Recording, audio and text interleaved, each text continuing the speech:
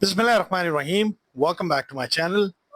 Today I'm going to introduce you one of the few software which are available to us that allows me to monitor the entire spectrum of any of your SDR, and specifically speaking of HackRF. So I already made a basic video on it, but we're going to visualize something. We're going to transmit a signal from our Portapack, and then we're going to try to receive this using HackRF. The software is available in Dragon OS Focal, a very beautiful Linux distribution that has already pre-compiled SDR tools which are available in both Windows, Linux, and sometime in Mac OS platform. This application allows me to actually visualize an entire spectrum. This is only one of the few softwares which are available to us that allows me to see the entire spectrum of my HackRF, and that is known as HackRF Spectrum Analyzer. The other software is known as Q Spectrum Analyzer. I will also leave a link to that video as well. So once you open this up, HackRF Spectrum Analyzer, simply ls this and go to the folder and then run this software called HackRF Sweep. That actually sweeps the entire spectrum of your HackRF, and we're going to see that. So right now, the default frequency is from 2400 megahertz all the way up to 2500 megahertz. You're looking at the entire spectrum. You're not restricted by the bandwidth of your HackRF. Whatever the signal that is coming onto this antenna, you will be able to see that signal. Depends also on the antenna as well. You need to use different antennas for different type. So what I'm going to do, I'm going to change this frequency to 6 gigahertz. And I want to change this to 10,000 megahertz. While this is actually populating the spectrum from 10 megahertz all the way up to 6,000 megahertz, we're going to look at the application that we're going to use to actually monitor our spectrum using this Q Spectrum Analyzer software or HackRF Sweep Spectrum Analyzer. So right now, this thing is running HackRF Sweep Analyzer that is sweeping from 10 megahertz all the way up to 6 gigahertz. That's a big bandwidth of 6 gigahertz. Almost 6 gigahertz. So now the application that we want to look at is actually a jammer application, which is acting as a transmitting application. So this is available in your Portapack. So under transmit, you will see this. So once you open up your Portapack, this is what you would see. That under transmit, go to under transmit, and go to your jammer application. All right, jammer application is a combination of a signal transmission plus is going to do an hopping mechanism. Even though for hopper they have a different application, but in a jammer application you can visualize all of this at once, and you can see the hopping thing as well. So we can also visualize this. So go to your jammer application. Now once you go to your jammer application, you can load different ranges. So for example, a lot of ranges are already pre-installed.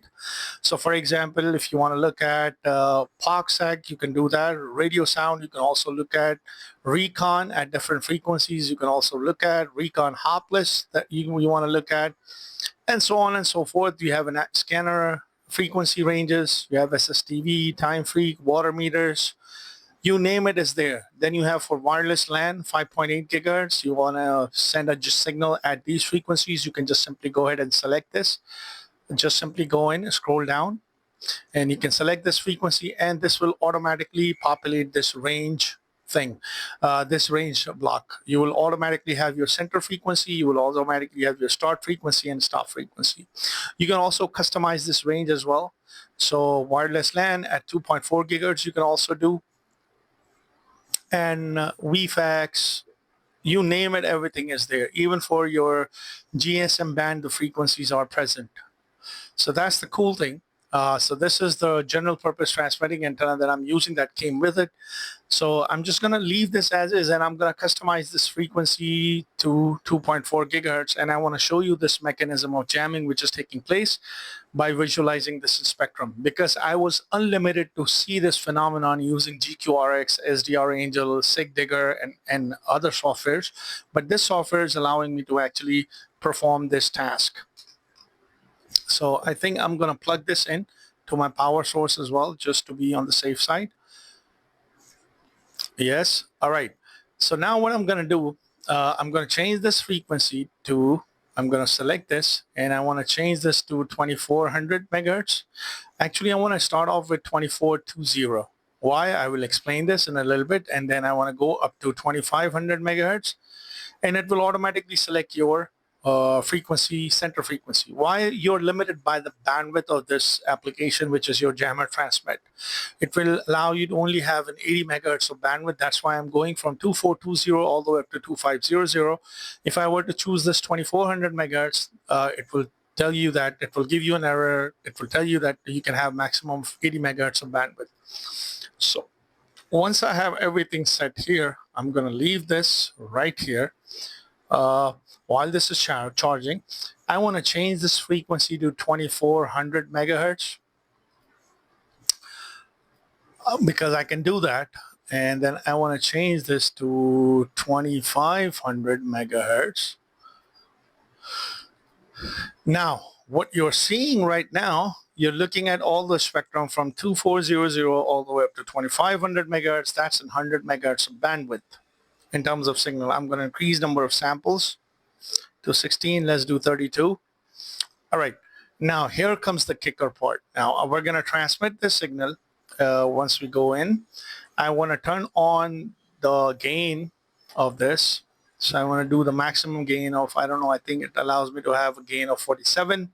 Just for the heck of it, I am not turning on my built-in amplifier. This tends to blow up and you would not know this thing is gone. You can but select this to be 0 and 1, 1 being is powered up and 0 being is not. So just going to leave this as is. Now I'm going to start transmitting the signal. Now, this has already started transmitting the signal, but you're not seeing much of an effect on the spectrum. I believe it's not like very visual. Unless and until, let me turn this off, and I'm going to turn on a hopping mechanism. I'm going to turn on this hop, and then you can actually see the signal moving along the spectrum from 2420 all the way up to 2500 megahertz. Let's visualize this. So once I hit the start, you will see the signal, a spike that is continuously moving, and you're seeing the effect of this on that waterfall graph quickly. I can slower the speed down by having 15 millisecond. Now it's sending a signal and it's moving on to a different frequency. You see this? Now I can even slow this down more. And this can be easily represented in a form of these dotted lines on your waterfall graph. So let me just move this a little bit here. So you can clearly see this dotted line that is moving along from 2420, start transmitting, and then incrementally start transmitting to a different frequency. I can also slow this down by changing it to 100 milliseconds. Now you can clearly see this line that is moving along, which is this line. And you can clearly see this on waterfall spectrum as well. And then you can also slow it down even further up to 1 second. So this is moving along, I think at the increment of 1 megahertz, and you can see this transmission which is taking place at 1 second apart. You can also slow it down to 2 seconds, and you can 5 seconds, 10 seconds, and you can turn this off as well. So that's the beauty about this, and you can actually see this thing happening using a software which allows you to actually monitor the spectrum. I can even increase this too. I can go up to 2520 now. Now you guys can see this. Okay, this is going up till here, 2500 megahertz. Now, in order for me to increase the bandwidth, 80 megahertz is the limit. Then if I want to send this signal at higher than 2500 megahertz, then I probably have to increase the frequency here and increase the frequency here. So I need to go up to 24240 and then 2520 here. So I can see this clearly. You guys can clearly see this line that is taking place from 2400 all the way up to 2420 all the way up to 2500 megahertz. So that's the cool thing. I just wanted to show you the effect of this hopping application plus this jammer signal using HackRF, but a totally different software which is known as HackRF Sweep. That is a very beautiful software that allows me to actually visualize these signals clearly as compared to other software which are present, like for example GQRX and SDR Angel. So I hope you find this video to be helpful. If you guys have any questions, just leave it in the comment section, and please don't forget to like and subscribe to my channel, and thanks for watching.